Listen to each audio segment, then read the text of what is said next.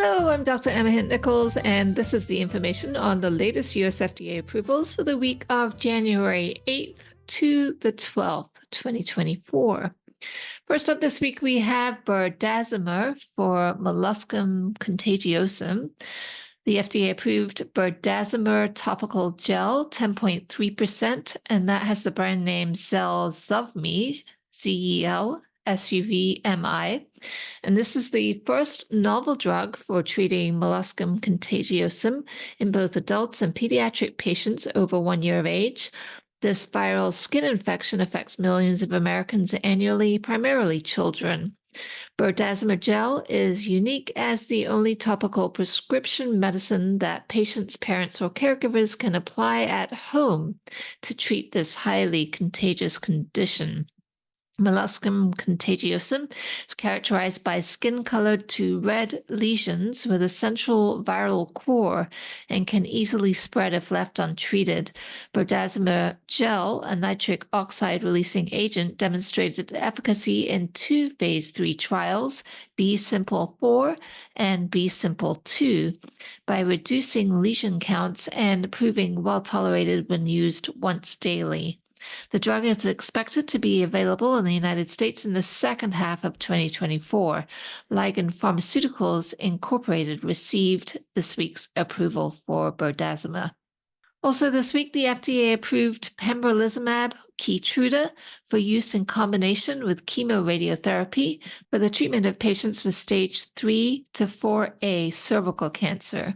The approval is based on data from the phase 3 Keynote A18 trial, in which pembrolizumab plus chemoradiotherapy demonstrated a significant improvement in progression-free survival compared with placebo plus chemoradiotherapy in patients with FIGO 2014 stage 3 to 4A disease. This is the third indication for pembrolizumab in cervical cancer and the 39th indication for pembrolizumab in the US. Other indications include melanoma, non-small cell lung cancer, and head and neck squamous cell carcinoma.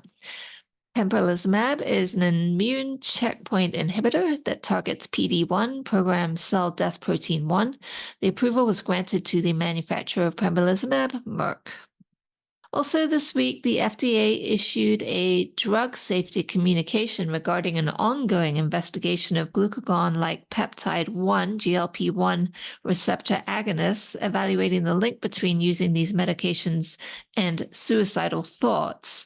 The report states that there appears to be no causal relationship. To date, the FDA has approved 13 brand-named GLP-1 drugs with multiple active ingredients, including exenatide, semaglutide, and tirzepatide. The FDA concluded that because the information provided was often limited and because these events can be influenced by other potential factors, they said they determined that the information in these reports did not demonstrate a clear relationship with the use of GLP-1 receptor agonists. They also found that large clinical trials did not support an association between the use of GLP-1 receptor agonists and the occurrence of suicidal thoughts or actions. The FDA encourages healthcare professionals and patients to report adverse events or side effects related to the use of these drugs to the FDA's MedWatch Safety Information and Adverse Event Reporting Program, listed in the link in the show notes. Also last week, the FDA has approved BRAINSEE, that's BRAINSEE, capital S-E-E, and that's a non-invasive clinical test that utilizes advanced whole brain image analysis and medical AI to predict progression from amnestic mild cognitive impairment, AMCI, to Alzheimer's dementia. Approximately 12% to 18% of individuals aged 60 years or older experience some form of mild cognitive impairment, with about 1/3 developing Alzheimer's disease within 5 years. BRAINSEE, an automated software platform, combines magnetic resonance imaging and cognitive assessments to assess brain tissue degeneration. It generates scores indicating the likelihood of progression from AMCI to Alzheimer's disease within 5 years, allowing for an estimation of risk. The results from BrainSea are available on the same day and provide an alternative to traditional biomarker-based methods. The FDA granted today's approval to Darmian. Now, a word from the supporter of this podcast, Nascent Medical. Is your staff medical writing team tapped out? Nascent Medical is here for you. Our team of native English speaking MD and PhD level medical writers specializes in providing fast turnaround needs assessments, carefully annotated manuscripts, engaging slide decks, and accurate at-board summaries in any medical specialty. Visit nascentmc.com, that's nascentmc.com, and get a speedy estimate within minutes during business hours. Also, this week, the FDA has accepted a new drug application for SH-105, a novel treatment for breast and ovarian cancers, and this has a target action date set for June 29th, 2024. According to a press release from the manufacturer, Schorler Oncology, SH-105 offers a differentiated, ready-to-administer injectable product expected to facilitate rapid adoption upon approval. No mechanism is described on Schorler's website or elsewhere that I could find. However, SH-105 represents a formulation of a well-established freeze-dried powder medication dating back to the 1950s. And then also this week, Medtronic's Percept RC, deep brain stimulation system, has received FDA approval following its clearance in Europe last month.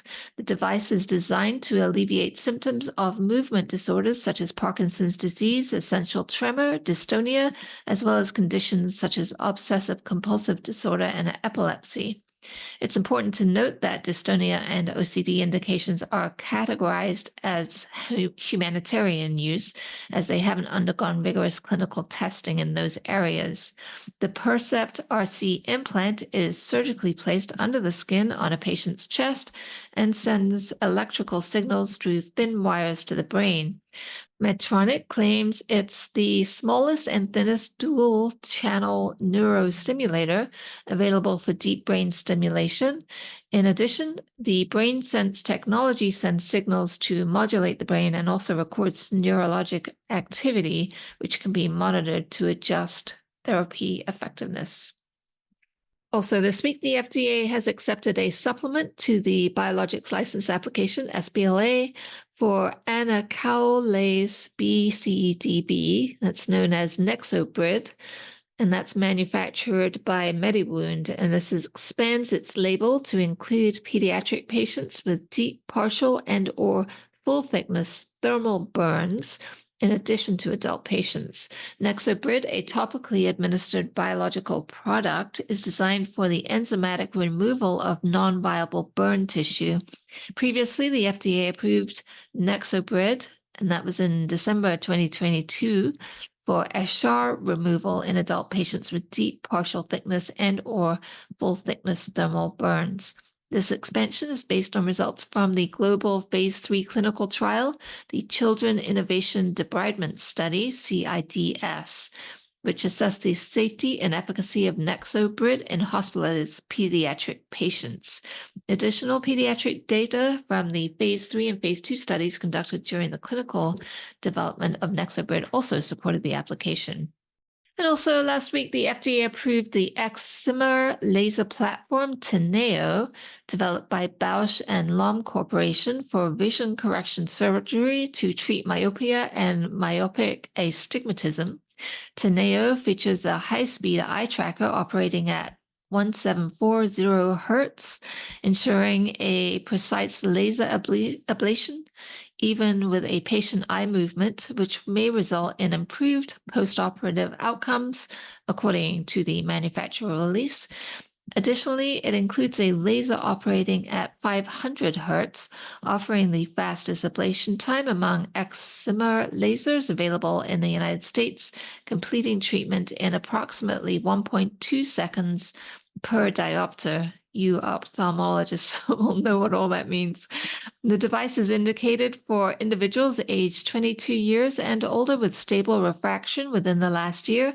It can reduce or eliminate myopic astigmatism up to minus 10.00D of manifest refraction spherical equivalent, MRSE, with specific criteria for the spherical and cylindrical portions of manifest distance refraction progression. Okay. All right. All the links are included in the show notes to these pieces, so you can check them out further if you'd like. I'd also like to let you know I have a brand new free course on ChatGPT-4 for medical writers and editors, which I just created actually this morning, and that is mid-January 2024. In case you're listening to this a little later on. You can access the free course at learnamastyle.com, learnamastyle.com. It's short, about 20 minutes, and you can actually learn some really useful tips and tricks that will not only improve your medical writing and editing speed, but also help ensure accuracy, which is so important in medical writing and editing. And you can access the free course at learnamastyle.com.